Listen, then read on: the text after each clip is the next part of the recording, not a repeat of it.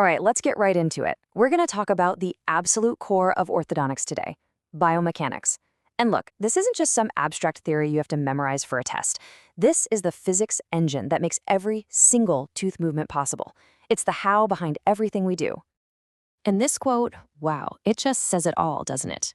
While your colleagues in other fields have this huge arsenal of drugs and treatments, we orthodontists, we have one tool, just one, and that tool is force. Every bracket, every wire, every elastic is just a vehicle for delivering force in a very, very specific way. So, if everything we do is about force, we have to know the rules of the game, right? And lucky for us, those rules were written down a long time ago by none other than Sir Isaac Newton. So let's take a look at his famous laws, but through the lens of orthodontics. First things first, we need to make a really important distinction. The branch of physics we live in is called statics. Statics deals with things that are in equilibrium or balanced. Now, you might be thinking, wait, but teeth are moving, and you're absolutely right. But they aren't accelerating like a car. They're held in place by bone and ligaments, so the movement is super slow. It's really just a shift from one balanced state to the next. That's why kinetics, which is all about acceleration, isn't really our world. And that brings us to what is honestly the most important law for us, Newton's first law, the law of inertia. An object at rest wants to stay at rest unless you push or pull on it with an unbalanced force.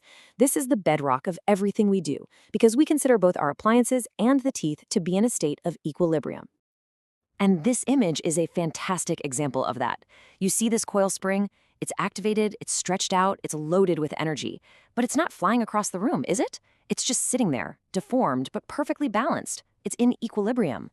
That's a perfect visual for Newton's first law right in the middle of an orthodontic setup.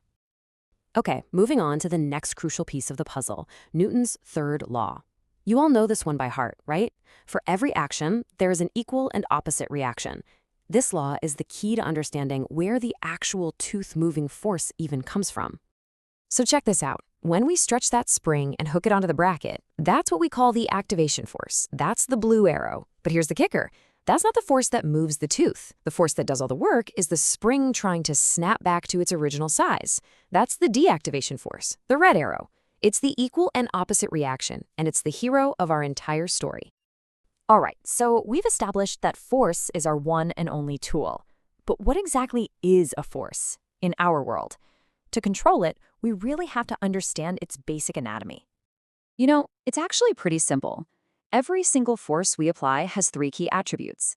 First, magnitude. That's just how strong it is. Second, its direction and sense. Think of direction as the road it's on, and sense is whether it's going north or south on that road.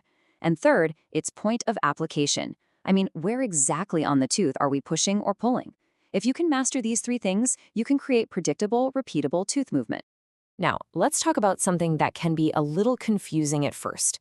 We measure force in grams, but any physicist will tell you that's, well, technically wrong. Grams are a unit of mass, right? Force should be measured in newtons.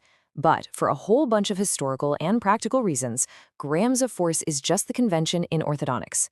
For our purposes, just think of 1 gram of force being about the same as 1 centinewton, and you'll be fine.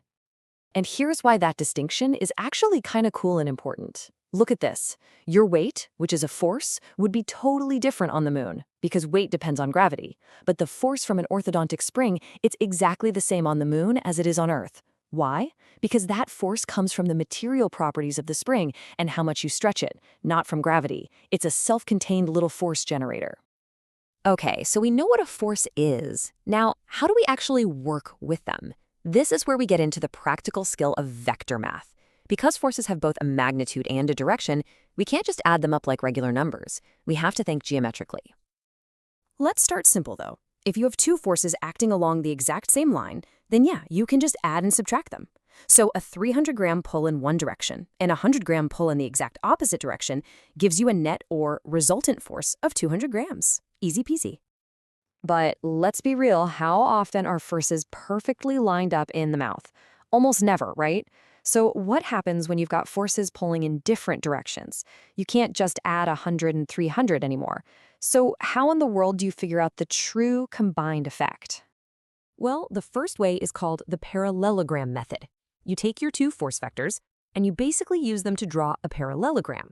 The diagonal of that shape starting from the same point as the other two forces, that's it. That yellow line is your resultant force. It's the one single force that has the same effect as the other two combined. Now, an even more flexible way to do this is the enclosed polygon method. Here, you just line up your forces tip to tail.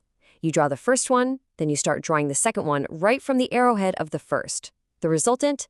It's just the shortcut. It's the straight line from where you started to where you ended up. Super useful, especially if you have more than two forces.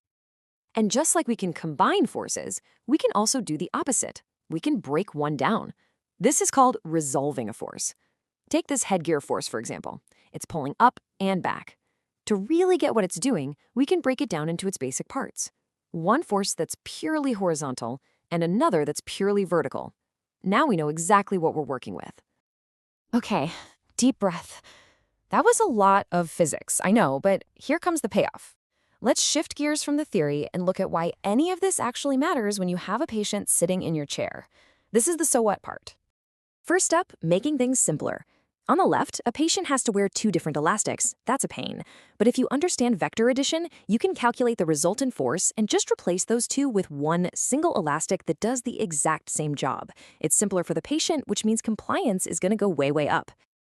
Next, let's talk about precision. Say you want to move an incisor straight up, right along its long axis. That's a tricky movement. A single appliance might not be able to pull that off.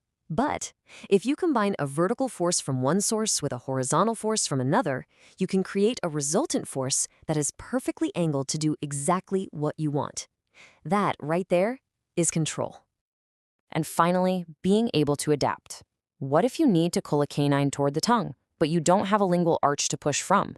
Are you stuck? Nope. Because you understand force components, you know you can create that same lingual force by using two simple elastics pulling at an angle from the cheek side. It's about using these basic principles to solve real-world clinical problems on the fly. So, you've got the tools now. You know how to add forces, and you know how to break them apart. So I want you to look at this next picture, and in your mind's eye, try to predict what's going to happen. Look at this elastic chain snaking around these teeth. It looks pretty complicated at first glance, but really, it's just a bunch of individual forces. By mentally doing that parallelogram or tip-to-tail method for each tooth, you can actually see the resultant vectors. You can see where each tooth is going to go. And when you can do that, that's when physics stops being a bunch of equations and becomes your clinical intuition. And that is the foundation of brilliant orthodontics.